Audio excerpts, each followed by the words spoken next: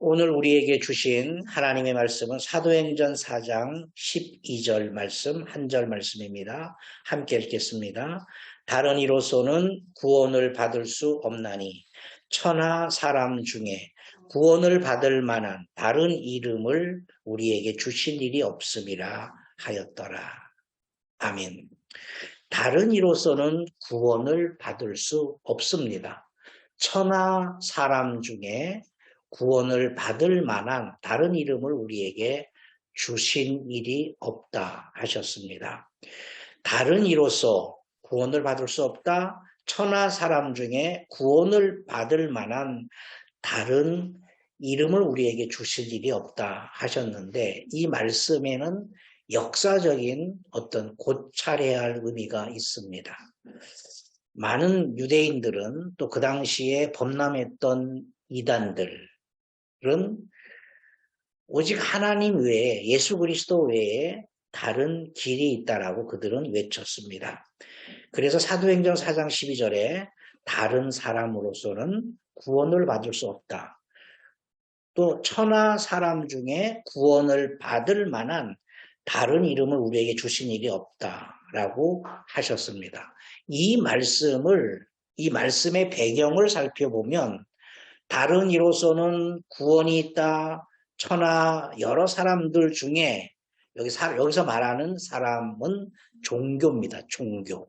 그러니까 천하에 있는 다른 종교에도 구원이 있다. 이런 이야기를 반박하고 오직 구원은 하나님께로부터 온다. 그래서 오늘 이 말씀을 통하여서 구원의 유일한 길이라는 제목으로 함께 우리가 하나님 말씀을 상고하도록 하겠습니다. 다른 이로서는 구원을 받을 수 없나니 천하 사람 중에 구원을 받을 만한 다른 이름을 우리에게 주신 일이 없다 하셨는데 우리가 이 말씀 속에서 우리가 먼저 우리 안에 각인시켜야 할 것은 구원의 3대 원칙이 있습니다. 우리가 이 말씀 안에서 구원의 3대 원칙을 우리 마음에 새겨야 됩니다. 첫째는 구원은 절대적인 하나님의 영역입니다. 우리가 착하게 살았다 하여서 구원받는 것이 아닙니다. 우리가 의롭게 살았다 해서 구원이 조건이 아닙니다. 우리가 이웃을 사랑하고 이웃에게 선을 베풀고 국가를 위해서 뭔가를 했다고 해서 그것이 구원의 조건이 될 수가 없습니다. 구원은 인간 영역에 바뀝니다. 구원은 절대적 하나님의 영역 안에 있는 것입니다. 사람을 통해서 구원을 받을 수 없습니다. 여기서 말하는 사도행전 4장 12절에 말하는 사람은 대부분 종교를 이야기하고 있습니다. 다른 이로서 구원을 받을 수 없다 했을 때 그 사람이 결국 말하는 것은 어떤 종교였습니다. 잘못된 교리였습니다. 천하 사람 중에 구원을 받을 수 없다라는 것도 그 사람이 말하는 것은 그 배경에 어떤 종교가 있었고 그 종교의 가르침, 종교의 교리를 이야기하는 것입니다. 그래서 구원의 3대 원칙의 두 번째는 어떠한 종교도 사람을 통해서는 구원이 없다라는 사실을 우리 마음에 새겨야 합니다. 세 번째, 하나님의 선택받은 백성만 구원받는 것입니다. 지구상에 약 80억 되는 인구들이 살았고 수많은 사람들이 이 땅을 거쳐갔습니다. 그 수많은 사람들 중에 구원받은 사람은 지극히 극소수에 불과합니다. 누가 구원받느냐? 하나님의 선택받은 사람, 우리가 인간이 결정할 수가 없습니다. 하나님이 누구는 선택하고 누구는 선택하지 아니하시고 이것을 우리가 상상할 수도 없고 해석할 수도 없고 증명해낼 수도 없습니다. 우리가 믿어야 할 것은 분명한 사실은 하나님의 선택받은 백성만 구원받은 것입니다. 저는 선택받았습니다. 여러분도 선택받았습니다. 이것은 우리의 영역이 아니라 하나님의 영역입니다. 왜 나 같은 사람이 선택을 받았을까? 모르겠습니다. 하나님께서 나를 먼저 택하셨기 때문에 우리가 그것을 믿고 감사하고 구원받은 사람으로서 우리의 이 땅에서의 삶을 살아가면 되는 것입니다. 사도행전 4장 12절을 통하여서 구원의 3대 원칙을 우리 마음에 새겨야 됩니다. 점점 사회 구조가 발달하고 문명 문화가 발달하면서 영역이 점점 넓어지면서 구원의 3대 원칙이 교회 안에서조차도 허물어지고 있습니다. 구원은 절대적 영역입니다. 하나님의 영역입니다. 사람을 통해서는 구원받을 수가 없습니다. 물론 예수 그리스도를 통해서 우리가 구원받는데, 그러면 예수 그리스도는 사람인데 사람이지 않습니까? 라고 질문할 수 있는데, 예수 그리스도는 하나님 자신입니다. 하나님의 독생자입니다. 그러니까 예수 그리스도는 사람으로 오신 하나님이십니다. 여기서 말하는 사람은 죄를 가지고 있는 사람입니다. 이 땅에 있는 모든 종교들을 다 분석해 보면 그 종교의 원년, 종교의 시작은 사람입니다. 그래서 종교를 믿는다라는 것은 결국 그 사람의 교리를 따르고 교리를 믿는 것입니다. 바로 이 말씀입니다. 사람을 통해서 하나님은 구원하지 않는다. 그리고 구원은 절대적인 하나님의 선택에 있다. 이 3대 원칙을 우리 마음에 새겨야 할 줄 믿습니다. 이 3대 원칙을 가지고 우리가 함께 말씀을 나누도록 하겠습니다.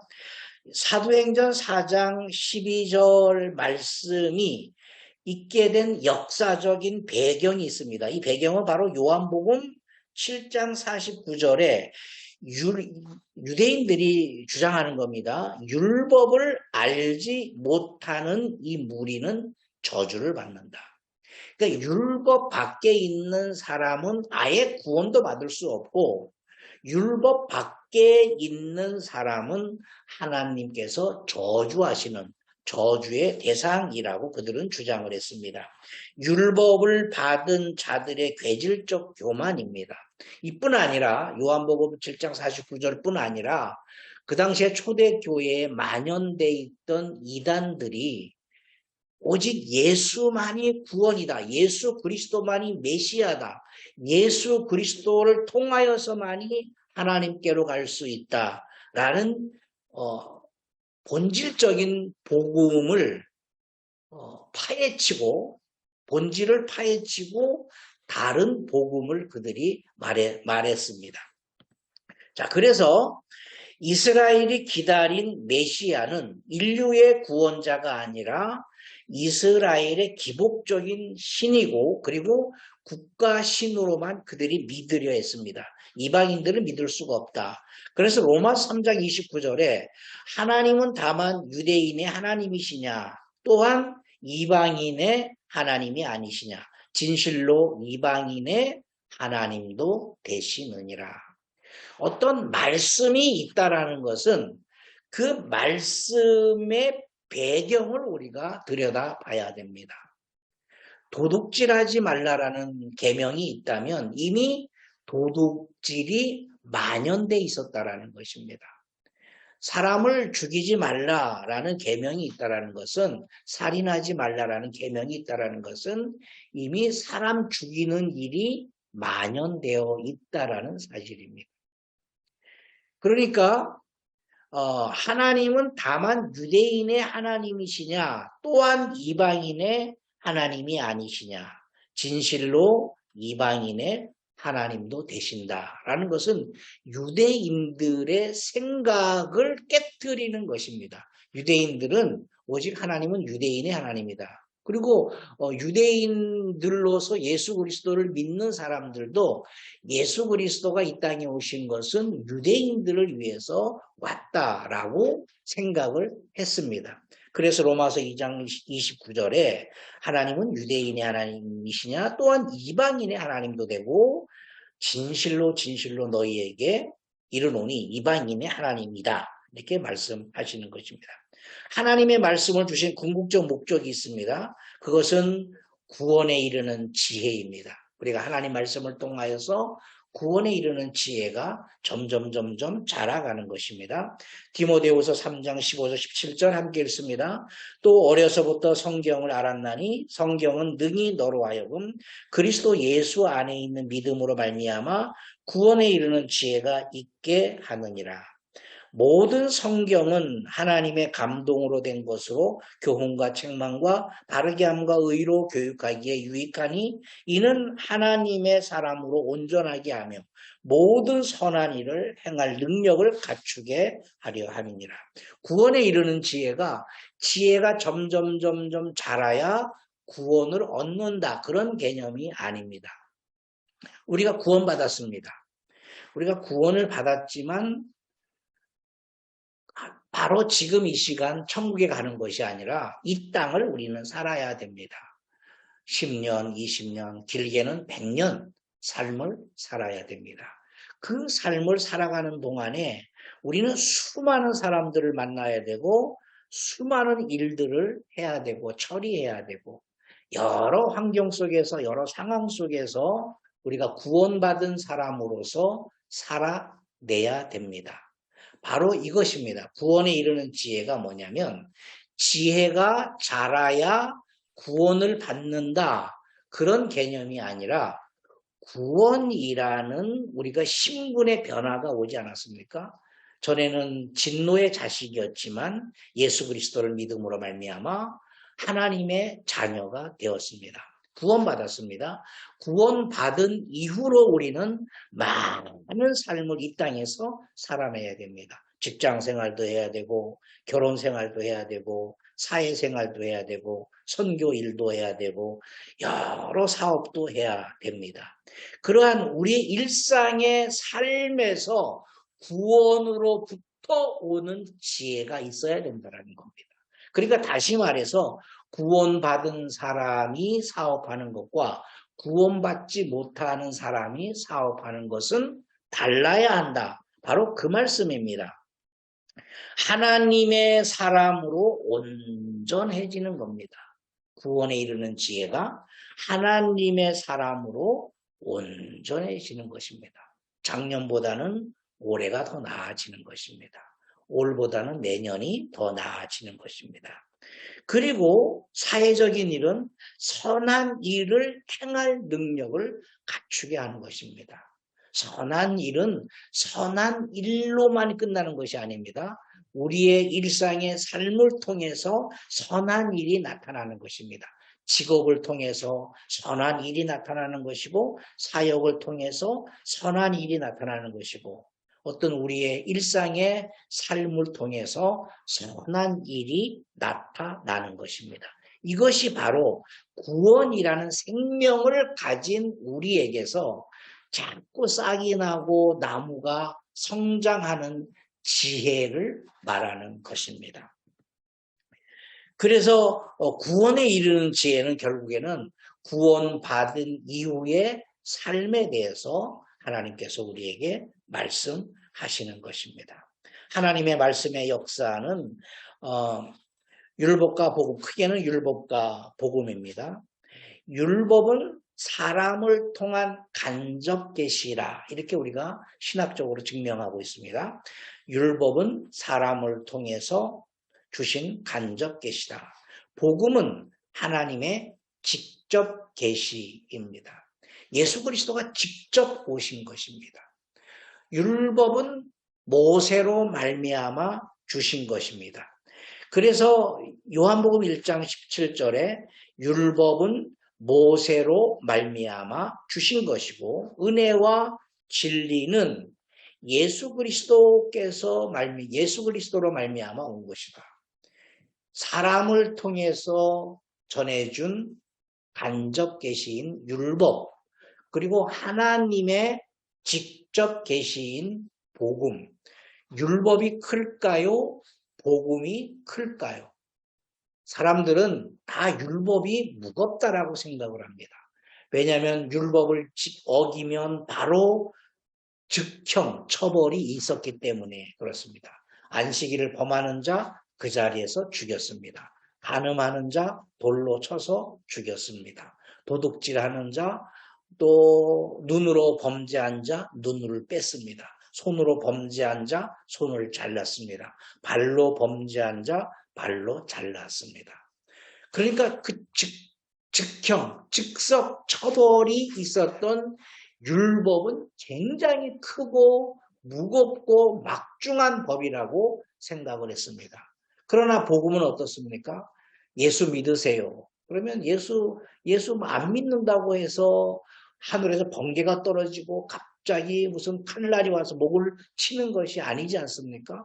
하나님을 욕해도 아무도 심판하지 않고 하나님이 심판하시지도 않고 하나님을 저주하고 하나님 믿는 사람들을 욕하고 심판해도 저주해도 어떠한 변화가 일어나지 않았습니다.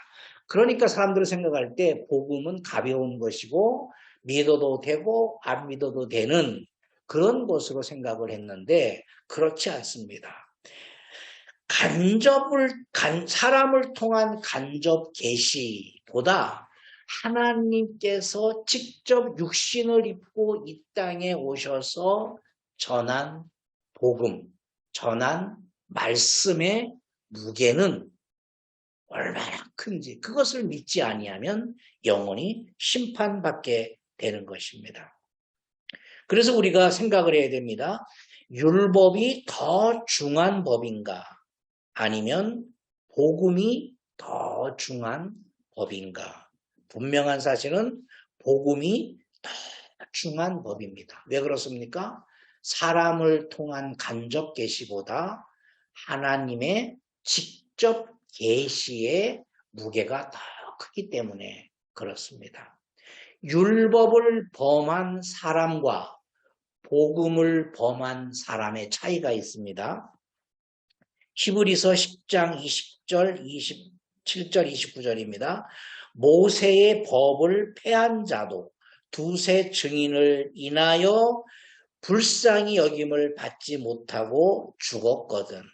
하물며 하나님의 아들을 밟고 자기를 거룩하게 한 언약의 피를 부정한 것으로 여기고 은혜의 성령을 욕되게 하는 자의 당연히 받을 형벌이 얼마나 더 중하겠느냐. 너희는 생각하라. 율법이 큽니까? 복음이 큽니까? 지금까지의 사람들의 생각은 율법이 더 무겁지 않나요? 율법이 더 크지 않나요? 라고 생각을 합니다. 그것은 잘못된 것입니다. 복음이 더 큽니다. 복음이 더 막중합니다. 이유가 뭡니까? 율법은 사람을 통해서 주신 간접 계시이고 복음은 하나님의 직접 계시이기 때문입니다.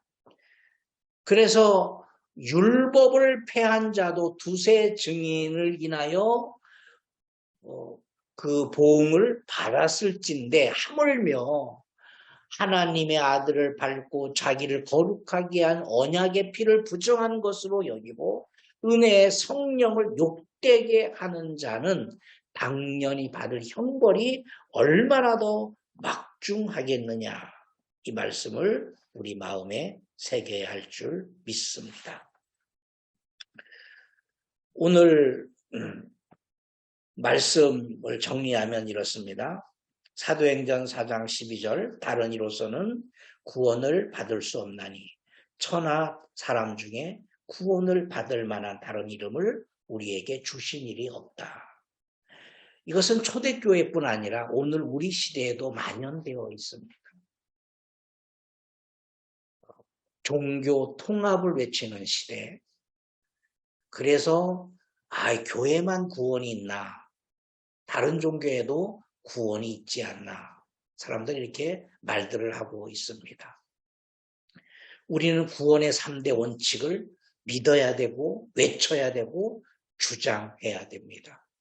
구원은 절대적 하나님의 영역에 속해 있습니다. 사람을 통해서는 구원을 받을 수가 없습니다. 이제 마지막 시대에 적그리스도가 이 땅에 도래할 것입니다. 그 적그리스도가 구원을 주게 된다라고 많은 사람들이 믿게 될 것입니다. 사람을 통해서는 그가 어떠한 사람이든지 그 사람이 어떤 종교를 만들었든지 거기에는 구원이 없습니다. 하나님의 선택받은 백성만 구원받습니다. 여러분, 이 구원이란 말이 보편적인 단어가 되지 않았습니까? 그래서 우리가 구분을 해야 됩니다. 성경에서 말하는 구원은 하나님 영역에 속한 절대 구원입니다. 자, 그러나 세상에서 말하는 구원은 몇 가지의 단어로 해석할 수가 있습니다. 첫째는 사회적 구원입니다. 사회적 구원, 생물학적 구원, 심리학적 구원, 3대적으로 말할 수 있어요. 사회적 구원은 예를 들어서 사회가 혼란스럽고 뭐 데모가 일어나고 도둑이 많고 살아갈 수가 없어요. 여성들이 길거리를 다닐 수 없고 이런 불안한 시대에 어떤 강력한 법이 들어가고 민주주의가 들어가서 모든 사람들에게 자유를 주고 자유롭게 길거리를 다닐 수 있고 그렇게 해주는 제도가 바로 사회적 구원입니다. 이 사회적 구원은 필요하지만 성경에서 말하는 구원과는 다른 것입니다. 생물학적인 구원. 지금 우리가 인류 역사를 보면 오랜 시간 동안에 인류는 질병으로 많이 죽임을 당했습니다. 바이러스를 통해서 죽고 어떤 알지 못하는 세균에 의해서 죽었습니다. 그래서 어린 아이 때부터 장기적인 백신을 맞고 있지 않습니까? 그런데 이제 시간이 지나면서 어떤 과학이 발달하면서 우리에게 질병으로부터 해결되고 있습니다. 요즘은 DNA를 분석해서 어떤 내 육체의 DNA 중에서 무엇이 잘못되었기 때문에 그것을 고치는 일들을 하고 있습니다. 이런 것들은 생물학적인 구원이라고 할 수 있습니다. 그러나 필요하지만 생물학적인 구원도 역시 성경에서 말하는 구원이 아닙니다. 심리적인 구원. 많은 종교들이 택하는 구원의 방법입니다.